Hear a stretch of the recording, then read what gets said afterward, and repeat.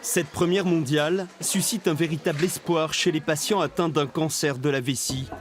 Jusqu'à présent, tous les malades recevaient la même chimiothérapie, mais seuls certains d'entre eux observaient une amélioration.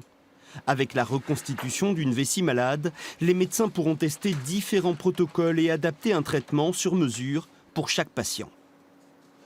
Aujourd'hui, qu'est-ce qu'on fait quand on les traite? On essaye d'abord une première ligne de traitement et puis quand ça ne marche pas, on va essayer une deuxième ligne. Aujourd'hui, si on testait d'abord le médicament sur l'organoïde, on pourrait d'emblée savoir quel est le médicament qui est efficace pour le patient et éviter une première ligne qui nous fait perdre du temps et qui ne sert à rien et qui peut même avoir des problèmes de certaine morbidité, des problèmes de tolérance. On parle de la chimiothérapie par exemple, qui peut avoir des effets secondaires.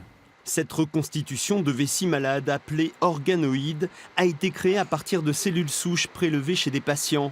Cette étape scientifique est un nouveau pas vers un traitement spécifique pour une médecine personnalisée et ciblée. Le but du projet, c'est vraiment d'aller tester des nouvelles approches thérapeutiques directement dans des organes qui sont les mêmes que les organes de patients, et y compris de développer de nouveaux médicaments. Et disons que d'ici 2 ou 3 ans, on peut imaginer que oui, on aura des réponses solides et on sera en capacité d'aller prédire la réponse de certains patients à certains traitements. Oui.